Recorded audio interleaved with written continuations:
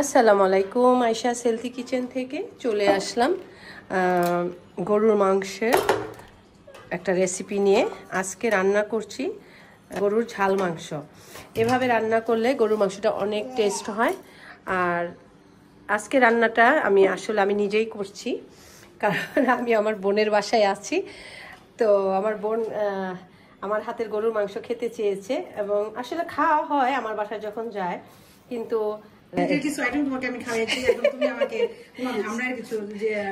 আচ্ছা, আমি আমার চ্যানেলে দেখেছেন যে আমি সিলেটের কিছু স্পেশাল খাবার আছে যেটা আমি খুবই পছন্দ করি, সাতকুড়া। এখন এটাকে খুব ভালোভাবে কিন্তু আমি মাখিয়ে নিব। তো পাতিলটা দেখে মনে হচ্ছে এটাতে হচ্ছে না, বলে আরেকটা পাতিল চেঞ্জ করো, ভালো হবে। আমার মনে হয় এটাতে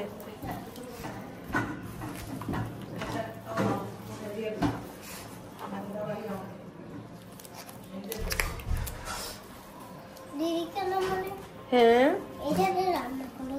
কোনটাতে না, ওটা তো রাইস কুকার, ওটাতে ভাত রান্না করে, মাংস না।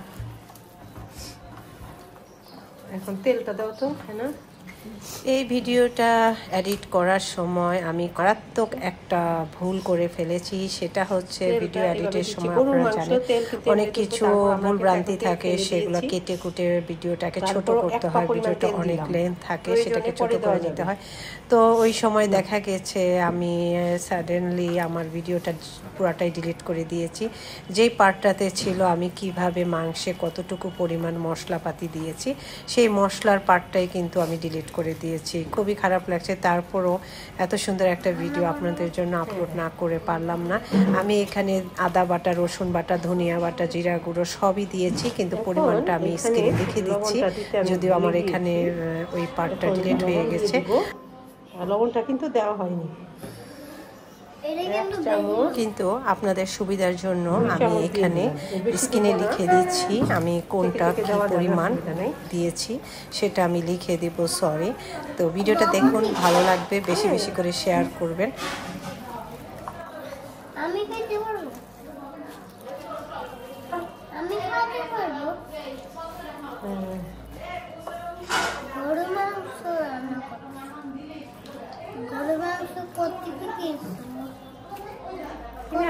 এটা কোরবানির মাংস আব্বু, এটা কোরবানির মাংস, একদম দেশি গরুর মাংস। এটা খুবই মজা হবে, দেখবা।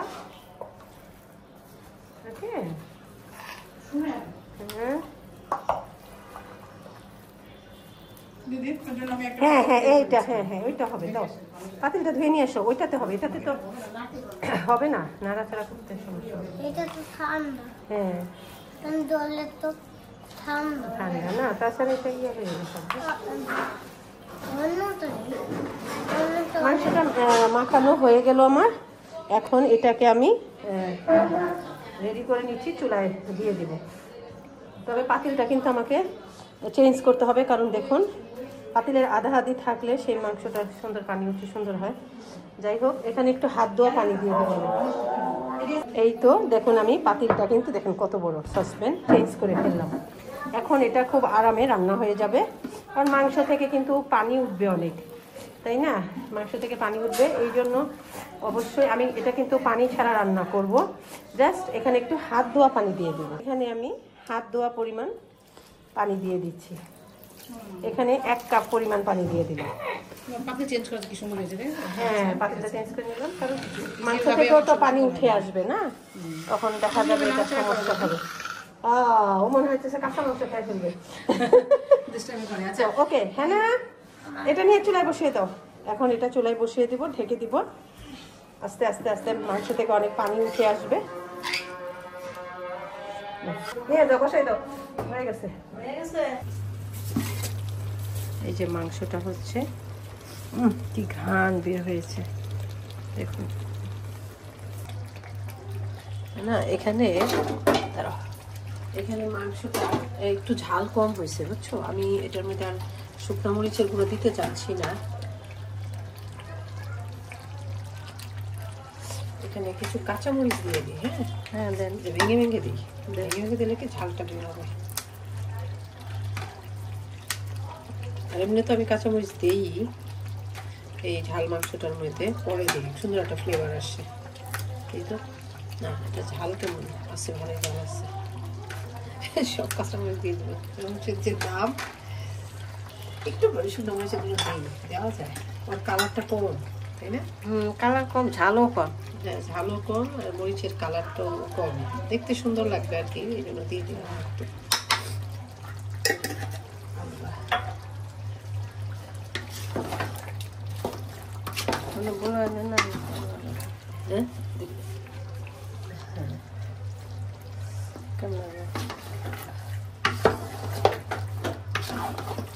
এখন থাকো, থাকো, ঢেকে দাও,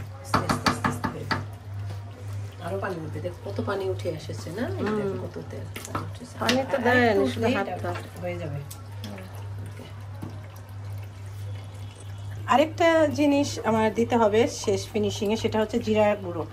একটু ভাজা জিরা গুঁড়ো দিয়ে দিতে পারেন, টালা জিরা গুঁড়ো দিলে অন্যরকম একটা ফ্লেভার আসে। হ্যাঁ দাও, খুব বেশি না, সামান্য পরিমাণ, 1/2 টিস্পুন পরিমাণ একটু ভাজা জিরা গুঁড়ো দিয়ে দিলাম।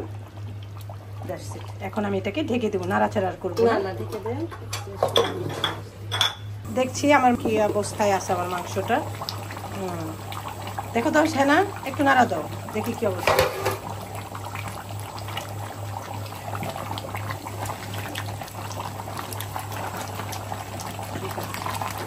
মাংসের ঝোল কিন্তু ঠিক আছে, এখন তুমি কমাই দাও, ঠিক আছে? এখন আস্তে আস্তে তেলের উপর উঠে আসবে, মাংসটা হয়ে গেছে কিন্তু, তাই না? দেখে বোঝা যাবে, খুব সুন্দর গান আসছে। এখন বন্ধ করে দাও, পানি ছাড়া রান্না করছি তো এটা বেশি ঘন ঘন হয়ে ইয়ে হয়ে যাবে, আস্তে করে তেলের উপর উঠে আসবে। দেখুন আমার মাংসটা কতটা সুন্দর হয়েছে, অসম্ভব অসম্ভব মজা হবে, অসম্ভব মজা। বলি আসো দেখে যাও আমার মাংস, দেখে যাও, তুমি আমাকে বলো কেমন হয়েছে। তো এই তো দেখুন, বোনের বাসায় এসে বোনকে রেসিপিটা শিখিয়ে দিলাম এবং রান্না করলাম। ওর কাছ থেকেও কিছু রেসিপি আমি হায়ার করেছি, তোমার কাছ থেকে কিছু, যে কদিন আমি থাকবো তুমি আমারটা শিখবো, আমি তোমারটা শিখবো। ওকে, ঠিক আছে? খুব সুন্দর। এখন আমি খেতে ইচ্ছা করতেছে না, এখন খাই না, আমি খুকসা রান্না করিনি আমি। এরপর আমি আরেকটা রেসিপি তৈরি করছি, এই গরুর মাংসটা দিয়ে খুকসা দিয়ে খাবো। খুকসা হচ্ছে আমাদের ধামরাইয়ের ঐতিহ্যবাহী খিচুড়ি, সাদা খিচুড়ি। তো সেই খিচুড়িটা আমি রান্না করবো, আমার চ্যানেলে অবশ্যই খিচুড়ি রেসিপি আছে। তো নেক্সট আমি এখন ওটা রান্না করতে চলে যাচ্ছি। তো ভালো থাকবেন, অনেক অনেক দোয়া ভালোবাসা আপনাদের জন্য, নতুন নতুন রেসিপি নিয়ে চলে আসবো। আর আপনারা কিন্তু আমার রেসিপিটাকে বেশি বেশি করে শেয়ার করবেন। ভালো থাকবেন, আল্লাহ হাফেজ।